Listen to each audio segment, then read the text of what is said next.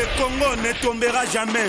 Longuement et mûrement réfléchi est de ne pas être candidat à la prochaine élection du 25 février 2024.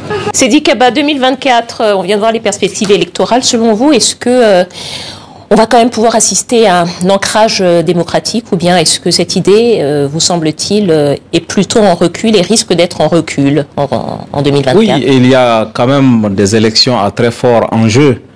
Dans un certain nombre de pays, il s'agit simplement de simples formalités puisque les jeux sont presque faits à l'avance. Sauvons l'Afrique.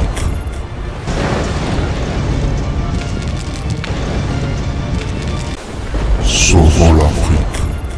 Bienvenue dans votre chaîne KTG News Monde. Mesdames et messieurs, l'Afrique est en train de se préparer actuellement parce qu'un vent nouveau, un fait nouveau va vraiment souffler en Afrique. Les gens se mobilisent, les Africains se mobilisent vraiment afin de chasser les impérialistes et les systèmes. Mesdames et messieurs, la grande question qu'on doit se poser actuellement: à quoi ressemblera l'Afrique en 2024 dans les domaines des élections? Vous le savez mieux que moi, mesdames et messieurs, 9 pays africains se mobilisent, s'organisent déjà pour aller aux élections en 2024. Et cela poussera à tous les panafricanistes, à tous les révolutionnaires, à tous les combattants et combattantes de pouvoir projeter nos yeux vers ces pays africains qui vont aller aux élections en 2024. Le 14 janvier, nos regards seront fixés vers les Comores. Le président sortant, Azaria Soumani, il est candidat pour la présidence 2024. Il affrontera 9 prétendants à la magistrature suprême. S'il arrive à rapporter la victoire, il va t'emmener à sa quatrième mandat présidentiel. Et le 24, ça sera pour les Sénégalais de se rendre aux urnes, afin de choisir le 5e président de leur histoire. Et du côté du Sénégal, le président Macky Sall, il a tenu sa parole. Longuement et mûrement réfléchi est de ne pas être candidat à la prochaine élection du 25 février 2024. Et en Afrique, ça sera pour Jacob Zuma. Ça aussi, ça sera pour cette année 2024, parce que l'Afrique se prépare aussi, mesdames et messieurs, pour aller aux élections dans cette année. Et Jacob Zuma, il a dit clairement qu'il ne votera pas.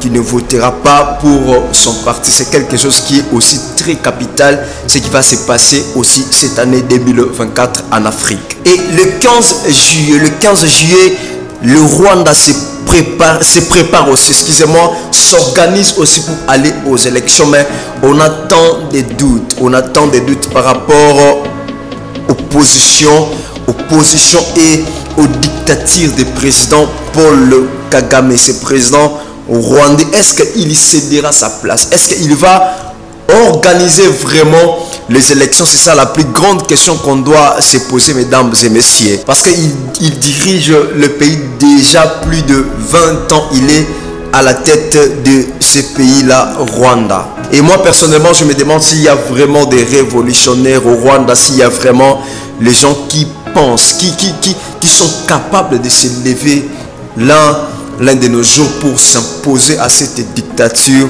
Mais nous, le panafricanisme, nous allons essayer un peu cette année de jeter vraiment nos yeux vers le Rwanda. Et en Tunisie aussi, les gens s'organisent et se préparent pour aller aux élections. Ça va encore chauffer ici en Afrique. Je vous signale, je suis déjà en train de sentir l'odeur l'odeur des coups d'État. Je sens l'odeur des coups d'État encore cette année 2024. Commentez cette vidéo, notez, vous allez vraiment nous rappeler à la fin de l'année. Je sens l'odeur des coups d'État ici en Afrique. Et au Ghana aussi, le peuple ghanéen se prépare aussi pour aller aux élections, toujours dans cette année 2024. Il paraît que le président sortant veut soutenir un candidat. Il lui prépare déjà aux élections en 2024, parce que puisque nous sommes en Afrique, nous savons tout ce qu'il va il va passer les messages soutenus par les présidents sortants. Ça sera toujours le même système, le même marque DG. Ça va se passer comme ça parce que nous le savons très bien, parce que nous sommes en Afrique. Et en décembre, les Algériens, là, ça sera pour clôturer l'année au mois de décembre. Les Algériens vont aussi aller au vote, aux élections, afin de choisir un nouveau leader, un nouveau dirigeant. Et pourquoi ne pas parler de Gabon, Mali, Niger, Burkina Faso, dans ces pays-là où les militaires ont renversé les pouvoirs établis. Moi, je suis de cœur avec ces militaires qui ont renversé les pouvoirs soutenus par les impérialistes, les ennemis de l'Afrique. Reste à savoir si vraiment aura les élections Mali, Burkina Faso, Niger, et voilà, si vraiment il y aura les élections. Mais je suis du cœur avec Madame Nathalie Yamb par rapport à sa décision, parmi ses idées, de ne pas organiser les élections dans le pays dirigé par les militaires, même pendant 10 ans, parce que vous savez très bien. Mesdames et messieurs, bienvenue encore une fois de plus dans ce plateau. Je vais vous présenter une vidéo, l'interview d'un monsieur. Il va nous donner ses idées par rapport à ce que je viens de dire. Ça se passe maintenant à la France TV5 Monde, excusez-moi. Je vais vous laisser de suivre ensemble avec nous cette interview. Ça va vraiment nous enrichir. Mais avant tout, je vous demanderai de vous abonner, aimer la vidéo et partager, afin que YouTube puisse voir que la vidéo a une très grande importance. Je vous laisse d'abord à suivre la vidéo. Seydi Kaba, 2024, on vient de voir les perspectives électorales. Selon vous, est-ce que on va quand même pouvoir assister à un ancrage démocratique, ou bien est-ce que cette idée, vous semble-t-il, est plutôt en recul et risque d'être en recul en 2024? Oui, il y a quand même des élections à très fort enjeu. Dans un certain nombre de pays, il s'agit simplement de simples formalités, puisque les jeux sont presque faits à l'avance. C'est le cas du Rwanda, c'est sans doute le cas du Comore.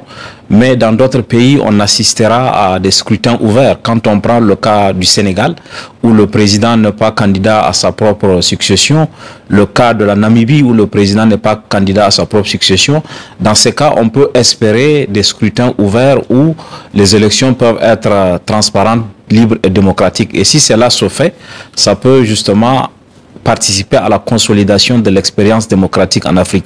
Mais de façon générale, ces dernières années, on a assisté quand même à un recul de la démocratie, particulièrement en Afrique de l'Ouest, où on a vu revenir les coups d'État. Les coups d'État. Lise Laure, d'ailleurs, quand vous regardez toutes ces images et quand vous avez la mémoire de ces 30 dernières années sur le continent africain, qu'est-ce qui vous, dans l'actualité, vous interpelle le plus, ou vous inquiète le plus dans l'actualité qu'on vient de voir et dans ce qui pourrait se produire pour 2024? J'avoue que ce qui m'inquiète le plus, ce sont quand même ces coups d'État militaires dont on parlait à l'instant, Seydi, parce que on ne sait pas quand est-ce que les élections auront lieu. Je vois beaucoup de jeunes descendre dans la rue qui sont très excités, les uns pour la France, les autres pour la Russie. Mais je retiens quand même aujourd'hui, ce qui me rassure, c'est que je suivais une émission sur l'une des chaînes burkinabé, une enseignante qui disait nous, on ne veut ni être pour la France, ni être pour la Russie, on veut qu'on nous respecte. Et je pense que d'entendre des voix comme ça peut être rassurant. Donc c'est l'émergence du sentiment d'une nouvelle identité, appartenance africaine très forte. Voilà. Peut-être, Seydi, qu'en un mot, est-ce qu'il vous semble possible qu'il y ait à nouveau des coups d'État pour 2024? Ah oui, absolument. Je pense que à partir du moment où il y a une confiscation de la démocratie, les coups d'État ne viennent pas ex nihilo. Il y a des conditions de coups d'État. Si on ne prend pas garde à ne pas garantir la démocratie, des scrutins transparents, une justice indépendante, une société civile qui fonctionne, on crée les conditions de coup d'État, et ce n'est pas les gens qui sont tentés par le coup d'État qui vont manquer. Dans des pays où il y aura une confiscation de la démocratie, une absence de volonté d'alternance, il est clair que des coups d'État peuvent encore se produire. Sur le continent africain, alors on a vu sur cette année beaucoup d'initiatives sur la scène diplomatique. Par exemple, il y a eu une tentative de médiation des pays africains dans cette guerre entre la Russie et l'Ukraine, ou encore tout dernièrement, l'Afrique du Sud a lancé une requête dans la Cour internationale de justice au sujet de la guerre menée à Gaza, de la guerre menée par Israël à Gaza. Selon vous, c'est dit qu'est-ce qu'en 2024, l'Afrique peut prendre une place encore plus importante dans le concert des nations? Absolument, je le pense. Il y a aujourd'hui un contexte qui est favorable à l'affirmation d'une voix africaine. L'Afrique est courtisée. On a vu dans le cadre de la guerre en Ukraine, autant les Occidentaux que la Russie faisaient la cour à l'Afrique pour que l'Afrique leur apporte le soutien diplomatique. Dans le cadre de la guerre au Proche-Orient aussi, il y a aujourd'hui une fenêtre d'opportunité pour l'Afrique, pour qu'elle soit entendue, pour qu'elle soit mieux considérée. Il lui appartient maintenant de construire ce rapport de force avec le reste du monde. Si elle le fait de façon coordonnée, de façon concertée, je pense que l'Afrique a une opportunité aujourd'hui pour peser dans le concert des relations internationales. En tout cas, plus que ça n'a pu se faire par le passé. Donc 2024 pourra avoir pourra avoir cette tendance s'accélérer. Absolument, il y a cette opportunité et cet agenda-là, on vient de le voir avec le cas de l'Afrique du Sud, on vient de le voir aussi avec le cas que vous avez rappelé. Personne ne pensait que l'Afrique pourrait chercher à faire la médiation entre l'Ukraine et la Russie et être reçue avec autant de considération en Ukraine qu'en Russie. Je pense que cette dynamique-là pourrait se poursuivre. En tout cas, il y a une opportunité. Il appartient maintenant aux Africains. Cette année, nous n'avons pas eu à la présidence de l'Union africaine un pays qui a un poids important, mais je pense que l'année prochaine, ça va être le cas et on pourra être beaucoup plus entendu qu'on ne l'a été jusqu'ici. Lise Laure, cette année, il y a eu, en 2023 plutôt, il y a eu le premier sommet africain sur le climat. Est-ce qu'au fil des ans, vous avez senti cette préoccupation monter sur le continent? Oui, mais enfin, moi, je me souviens, par rapport à toutes ces questions environnementales, aux rencontres photographiques de Bamako, c'était en 2011, elles étaient placées sous le signe de l'environnement et il y avait déjà de jeunes artistes et photographes qui sensibilisaient par leur travail des personnes sur la montée des eaux. On a vu des villages au Ghana, sur la pollution pétrolière dans la région du Delta. Tous ces sujets étaient déjà abordés par le travail des artistes. Par exemple, les déchetteries au Ghana, je me souviens d'un artiste burkinabé. Donc petit à petit, je pense que ça fait son bout de chemin. Et est-ce que ça fait son chemin aussi dans l'esprit des dirigeants sédiques? En tout cas, en Afrique, aujourd'hui, la question climatique n'est pas une option, c'est une obligation.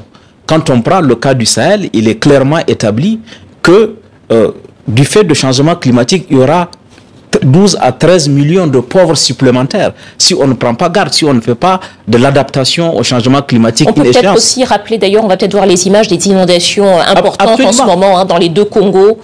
Oui, et ces inondations, les chocs climatiques en Afrique font reculer le développement, puisque les chocs climatiques détruisent des infrastructures. Les aéroports, les routes, les écoles, tout ça sont détruits par les chocs climatiques. Donc pour l'Afrique, l'agenda climatique est une sorte d'obligation et les autorités sont obligées d'en prendre conscience. Et même si elles ne le font pas, ce qui est important, comme vient de dire Lise Laure, c'est que la société, les gens commencent à prendre, quand votre champ est détruit complètement par la pluie, ou comme on a pu le voir en Afrique australe où les inondations ont fait déplacer des milliers de personnes, c'est clair qu'il y aura une pression sur les autorités pour que ce soit à leur agenda. Temps fort attendu peut-être sur la question climatique pour 2024 ?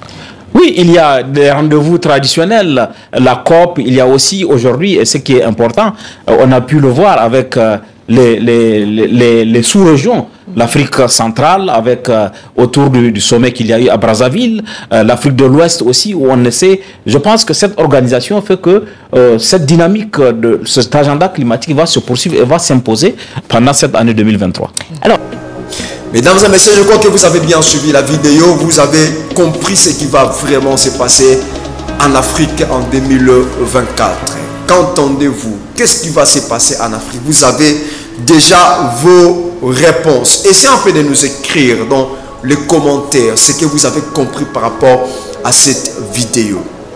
Il y a certaines personnes qui doivent dégager. Il y a certaines personnes qui sont influencés par la France. Quand je parle de la France, comme toujours, je parle de la politique française. Je parle des impérialistes. Il y a des... Le Congo ne tombera jamais.